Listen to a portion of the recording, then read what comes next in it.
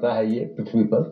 और केले के पेड़ की पूजा करके बृहस्पतिवार को महिलाएं पुरुष ये मानते हैं कि हमने भगवान विष्णु की ही पूजा की है। यानी ये शुभ माना जाता है, शांति देता है केले का पत्ता जो है? हाँ, शुभ कारक है, शांति कारक है, शुभ कारक है, शांति कारक है, इसमें कोई दो राय नहीं। लेकिन घर के बहुत सन्निकट लगाने को वास्तु दोष माना गया है। घर में अगर लगाना हो तो इसे आप गमले में लगा सकते हैं, और जब आपके ऊंचाई के बराबर हो जाए तो इसे किसी धर्म स्थान में स्थानांतरित कर देना चाहिए। छोटा पौधा ही केले का घर में लगा करके, घर के बालकनी में लगा करके उसकी आप पूजा कर सकते हैं। लेकिन जमीन में केले को लगाना, घर के सन्निकट केले को लगाना, ये गलत है, ये वास्तु दोष है। ठीक है, तो कहने का मतलब कि अगर आपको भी दुश्मन बहुत परेशान कर रहे हैं या किसी की बुरी नजर आपके घर पर है, आपके शरीर में नकारात्मक ऊर्जा बहुत ज्यादा है, सेहत आए दिन खराब रहती है और हर कार्य में रुकावट आ रही है, तो शनिवार को लाल चंदन, केसर, हल्दी और शहद इनका घोल बनाकर केले के पत्ते पर, किताब में देख लीजिएगा, मंत्र सागर किताब है, उसमें भैरव यंत्र लिखा हुआ है, भैरव यंत्र बना करके उसकी पूजा करिए और भैरव मंदिर में बैठकर बटुक भैरव स्तोत्र का पाठ करिए। क्या है बटुक भैरव स्तोत्र?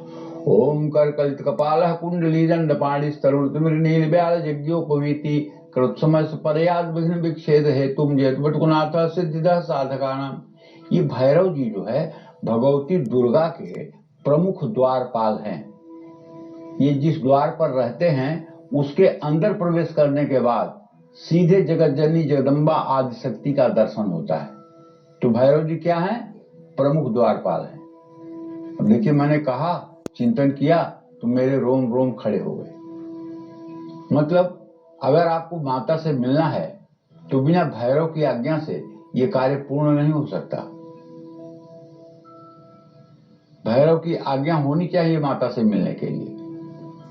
जैसे किसी बड़े अधिकारी से आप मिलने जा रहे हैं तो उनका अटेंडेंट बाहर रहेगा, उसको आप इग्नोर करके अगर जाएंगे तो ना मिलने वाला आपको अच्छा मानेगा और ना अटेंडेंट आपको अच्छा मानेगा। लेकिन अगर आप सिस्टम से जाएंगे तो सब कोई अच्छा मानेंगे। तो उसी तरह से माता के किसी भी मंदिर में अगर आप जा रहे हैं तो भैरव की आज्ञा होनी चाहिए, क्योंकि भैरव माता के प्रमुख द्वारपाल हैं। और वो भी कौन? बटुक भैरव। बटुक भैरव कैसे हैं? इनकी उम्र हर समय 12 साल की रहती है। इनका गौर वर्ण है, गोला चेहरा है, घुंघराले बाल हैं, ये बाघंबर पहनते हैं, गले में इनके नागों की माला होती है, दाहिने हाथ में इनके सोने का इनके बराबर का त्रिशूल होता है और इनके दाहिने हाथ में काला कुत्ता होता है, बाएं हाथ में सफेद कुत्ता होता है। 2 कुत्ते हर समय इनके साथ रहते हैं और ये भय को नष्ट करने वाले हैं, इसीलिए इनको भैरव कहा जाता है। और इस, जैसे मैंने बताया, इस मुद्रा में जो भी व्यक्ति इनका ध्यान करता है और इनसे अपने सुरक्षा की बात करता है तो उसके ऊपर अगर भूत प्रेत तंत्र मंत्र जादू टोने टोटके का प्रभाव है तो मैं दावे के साथ कह सकता हूं, अगर इस स्वरूप का ध्यान करते हुए और ओम बंग बटुकाय नमः मंत्र नोट कर लीजिए, ओम बंग बटुकाय नमः। और एक ये तो छोटा मंत्र है, बड़ा वाला मंत्र आपको बता रहा हूं, गूगल पे भी आपको मिल जाएगा। ओम ह्रीं बटुकाय आपदुद्धारणाय कुरकुर बटुकाय ह्रीं ओम। ये दोनों मंत्रों में से कोई मंत्र देखो जितना छोटा होता है उतना प्रभावशाली होता है। तो मंत्र ओम बंग बटुकाय नमः बहुत छोटा है, इसमें बंग जो है बटुक भैरव का बीज मंत्र है। अगर इस मंत्र का 108 बार सुबह शाम आप जप करते रहें और जैसे मैंने कहा ऐसे बटुक भैरव का ध्यान करें, उनके चरणों पर हाथ रख करके आप अपनी परेशानी के बारे में कहें, उनके श्री चरणों में आप कमल का फूल चढ़ा करके मानसिक रूप से आप अपने परेशानी को कहें। जो ही उनका हाथ ऊपर उठेगा आपकी तरफ, त्यों ही आपके परेशानी का निराकरण हो जाएगा। और अगर ये पूजा लगातार आप 2-4 महीने करेंगी तो हाथ उठने लगेगा, इसमें कोई दो राय नहीं है। तुरंत पहले दिन, दूसरे दिन, 10 दिन में ऐसा कुछ नहीं होने वाला है। एक पहले आपका ध्यान बनना चाहिए, ध्यान बनने के बाद आपकी निष्ठा प्रबल होनी चाहिए। जब आपकी निष्ठा प्रबल हो जाएगी और आंख बंद करते ही बटुक भैरव का स्वरूप आपके सामने आ जाएगा, तब आप मान लीजिएगा।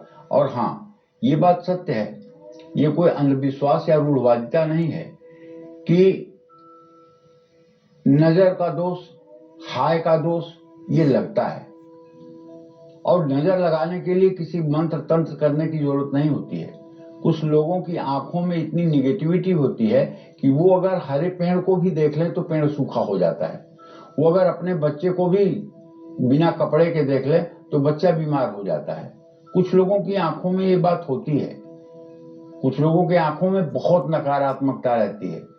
अगर उन्होंने आपकी तारीफ कर दी तो आप समझ लीजिए कि आज आपको शाम को बीमार होना है।